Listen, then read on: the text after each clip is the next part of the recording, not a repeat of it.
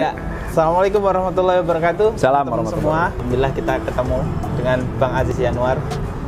Mungkin ini pertanyaannya sederhana, Bang. Ya. Kita kan sudah beredar nih di sosial media tentang di situ dikatakan bahwa IB meminta untuk melaporkan saudara YCK karena kemarin soal toa dan gonggongan anjing. Nah, ini di bawahnya itu kan advokat gitu yang menyampaikan. Nah, saya ingin minta klarifikasi dari mungkin kalau klarifikasi kesannya salah ya. Penjelasan lah dari Bang Aziz, karena Bang Aziz kan kuasa hukumnya. Ya, jadi memang ketika kita visit ke beliau, ada pendampingan hukum, itu memang ada pesan dari beliau seperti itu. Kita sampaikan apa adanya, tidak kita kurangi, tidak kita lebihkan, gitu kan. Memang pesan, jadi kita sampaikan. Dan tapi kita nggak usah gimana-gimana gitu menyikapinya, karena sederhana aja. Siapapun kalau merasa keyakinannya diganggu, agamanya dihina, ya, kemudian menemukan fakta untuk itu, maka akan ada kemarahan, akan ada kekesalan, akan ada giroh gitu kan. Yang itu memang kanalnya, jalurnya di negara yang berdasarkan hukum, ya melalui hukum. Sederhana aja gitu. Jadi bukan berarti itu sesuatu yang negatif, itu enggak gitu kan. Ini kan ada aksi, ada reaksi gitu kan, seperti itu. Ada asap, ada api, kan begitu kan. Nah, jadi sesederhana itu aja. Jadi justru pesannya beliau ini menandakan bahwa Habib Rizik ini tetap ya konsisten untuk beramar ma'ruf nahi munkar dan juga menempuh jalur-jalur sesuai dengan konstitusi. Dua poin itu yang menurut saya harus digarisbawahi gitu kan. Ya, mendukung Indonesia tanpa penistaan agama. Iya. Iya, menarik ya, ini karena kasusnya lagi sekarang ini bukan kasus sih, maksudnya info soal itu dan tuntutan masyarakat juga cukup besar nih, Bang. Mudah-mudahan ini juga terus berakhir. Nah, ini mungkin dari sisi yang lain nih. Kalau dari sisi Bang Aziz sendiri melihat kasus ini gimana? Ya, saya tidak mau berkomentar lebih lanjut, lebih jauh, karena saya juga tidak mendalami kasus ini, gitu kan. Artinya saya hanya menerangkan kepada pihak Habib Rizik waktu itu terkait dengan ada kabar seperti ini, gitu kan. Nah, kemudian juga saya sampaikan apa sih yang disampaikan. Adapun mengenai itu masuk kategori penistaan agama atau tidak, itu biarlah proses hukum yang menjawabnya. Kemudian pelaporan juga sudah, apalagi kan begitu kan. Nah, saya di sini nggak bisa berkomentar lebih lanjut, tapi ya kalau misalnya memang ada dugaan penistaan agama, harusnya diproses. Seperti itu aja. Jadi komentarnya, kalau misalnya memang ada, harusnya diproses.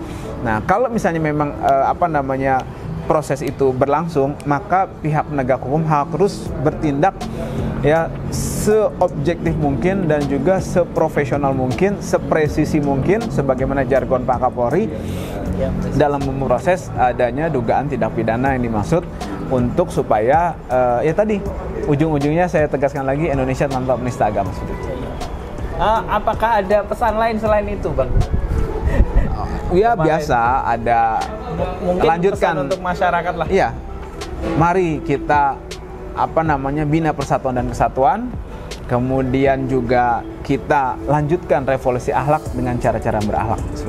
Oke. Ada komentar nggak IB kemarin soal yang terjadi di India yang kemarin sempat heboh juga tentang pelarangan kerudung gitu? Ya, Habib Rizik mendukung semua upaya diplomasi, upaya persuasif, upaya yang memang apapun yang harus ditempuh untuk gitu kan menuntaskan tragedi yang ada di India terkait dengan pelarangan hijab gitu. Itu jelas tindakan diskriminasi terhadap umat Islam, siapapun umat Islam seharusnya ya, bukan cuma Habib Rizik, kita semua gitu kan, bahkan semua masyarakat dunia.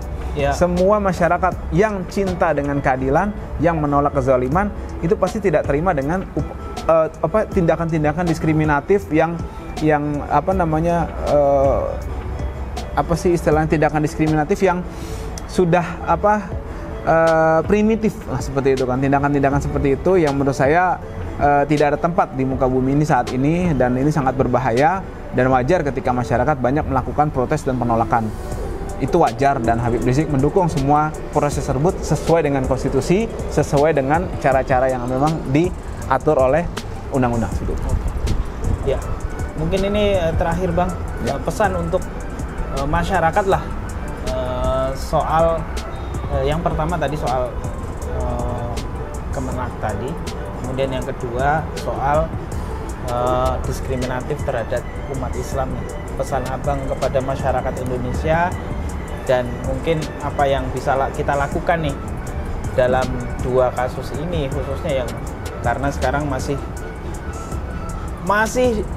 kalau kita lihat ya sekarang ini seolah-olah setiap ada kasus pasti ada yang dukung, ada yang enggak gitu. Terjadi pembelahan, setiap ini pasti ada terjadi pembelahan gitu. Ya, makanya tadi saya katakan tadi kan, mari kita jalin persatuan dan kesatuan gitu kan. Kemudian juga kita memandang sesuatu dengan proporsional dan objektif gitu kan. Kita tidak bisa dengan ego kita, tapi mari kita lihat, kita tanya hati nurani kita gitu kan. Dan kalau memang ini ranahnya, ada ranah yang memang membutuhkan keahlian dalam pendapatnya, dalam suatu keputusannya, memang mari kita serahkan kepada ahlinya. Terkait penistaan agama ini memang tugas pihak penegak hukum, kalau sudah ada pelaporan ya gitu kan, supaya semuanya ini kondusif dan tidak ada lagi penistaan-penistaan terhadap agama apapun gitu kan. Karena kita harus menjaga dan memperkuat persatuan dan kesatuan. Kita jangan lupa Bhinneka Tunggal Ika kita harus jaga seperti itu kan. Dan tentu saja jangan ada penistaan agama seperti itu. Dan kemudian soal diskriminasi juga, Indonesia jelas sesuai dengan konstitusi menolak segala bentuk penjajahan dan diskriminasi gitu kan, dari bangsa-bangsa manapun gitu kan. Nah itu makanya, karena diskriminasi itu akan erat hubungannya dengan sikap-sikap zolim, sikap-sikap penjajahan, sikap-sikap company lah gitu kan, sikap-sikap yang memang sudah primitif, yang memang harus kita tolak gitu kan. Karena gimana pun juga keadilan itu harus kita perjuangkan. Tugas kita memang memperjuangkan keadilan dan melawan kezaliman itu. Makanya tapi harus lewat kanal-kanal yang memang konstitusional, lewat jalur-jalur yang memang diatur gitu kan. Biarkah itu domain pemerintah untuk menegur atau melakukan menyampaikan posisinya dan juga memprotes atau apalah istilah-istilahnya yang memang nanti bisa disampaikan, yang memang diperlukan terkait dengan tindakan diskriminasi terhadap umat Islam itu. Jadi bukan cuma terhadap umat Islam, tapi apapun yang diskriminatif harus kita sikapi dengan adil dan bijak seperti itu. Oke, baik. Terima kasih Bang Aziz atas waktunya pada kesempatan sore hari ini. Siap. Di atap, di kopi di atap. Ya, terima kasih teman-teman sekalian yang sudah menonton. Mudah-mudahan ini memberikan informasi, penjelasan soal yang beredar di sosial media, soal apa pernyataan Habib Rizik langsung dari advokat beliau. Sekian, wassalamualaikum warahmatullahi wabarakatuh. Salam.